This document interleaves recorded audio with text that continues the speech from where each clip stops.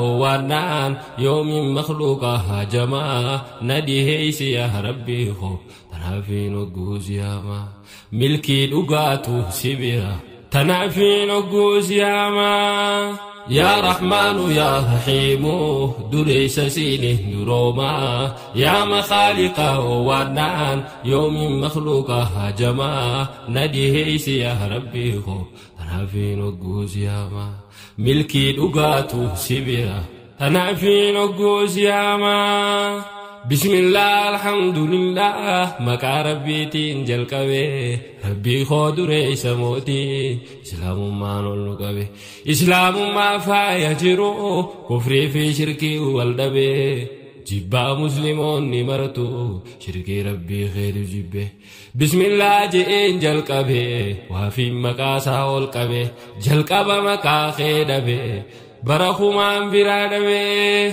مكا خيفا جرينيا إفي مالكمنا دتينيا ونينو فني ربي خو هقس نفسي آدن دينيا جلقبني أولان تمادا نفسي يا إفي مورا والنفوري يا ربي خو نموزيسي نفسي يادا نمني خفون سا جمري نفسي يادا موهمودا خراوا هنداف ملكيدا نفسي يا في مودا سيدياتو دا جبينيا سرا فغاچو تكينيا في النودي هيسي ربي خو هقس بكيا نغينيا زبني نبيني بني خان حديثان دوبتني سني زبني خين يخون ومواتي نفسي يعني دولا مسلمة بناني قبصون فران أركني دين فيتين ديمون الفني نملا ركباتني ديمو راقدي متبار همين يدوبي جميني ورّيج اللي مهدوكنا برفمني بكاهم داني ميخم بيني خم همنا خينيو ما دادا بناني درقاقوتنا ليساني لغتي تينكني قام سر الدول انقلتو خنام فرادور كنجتو خفاتي خاون هماتو تنباني في منياتو أباين في تدولو إفدوي اللين دندمتو مداهدو الديلو خطو إفقرتي في ولانتو فرماني ركو تناتو شيكوتي جلا أواتو بيتوتي في لغيني دين في كرفون قبتو زبانو الآخر جرا كيهامان دي هاتين غرتو ملتو كيهاماداتو كافتتي انجرجرويتو قباوي في الراجبادو عذاب ربي نفسيتو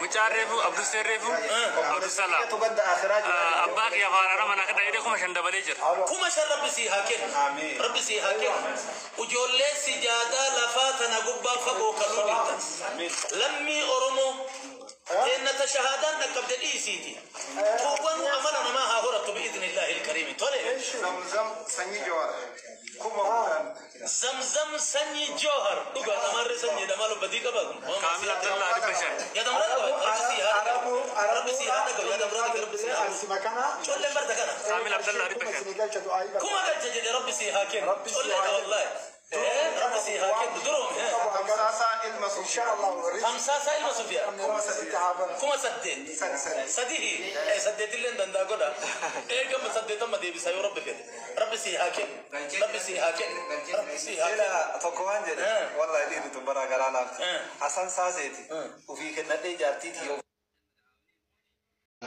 بريدني نبي محمد الرامولتو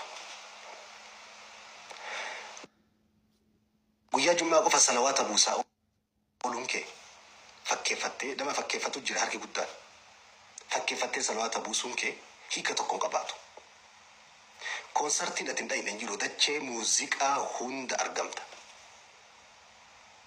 إدو سلبنا هندا ملأت بكا إسلام ما اتصال فتشيفتو هندا كمل أتوسي سيتو فيدي غرغوري غبا إساني باسي ديني سيتو فيدي غرغوري نبي محمدين فيدي غرغورتي أتش فيدي غرغورتي نبي محمدين اتأمنت جالت صلوات رب وفتا نشيدا في ذاك جل أفرت هيدا garuu bakki ati hin ejjenne bakki salphinaa bakki xiqqeenaa tokko hin jiru. Guututti ejjetta. Guututti keessatti argamna. Kanaaf miizaana hisaaba Nabi Muhammad irratti hisaaba amantaa Islaamaa hisaaba Islaamummaa bareedduu tanarra dhaabbannee bakka wasahaa hundaamu inu tuttuqu waan anaasihi osoo ati of lugaamtee of gaaditee bakka xiqqoo bakka rasuuli rabbii sallallahu alayhi wa sallam irraa waggaa 1400 dura nu seeran irraa fagaatte iddoo hunda keessa saree hunda jala dutuu baatte kabajni kee gadi bu'u. Waan ambaa waan ormaa kaballaa malee hin quufan jette Oromoon kabalamte tokko qabxiin walitti rarra'u. Islaamummaa tana harki guddaan nama keenyaa qaamaan dhiqate moo ni dhugeen gaafii nutti eebar. Islaamummaa qaamaan dhiqatuu fi dhuguun gargara.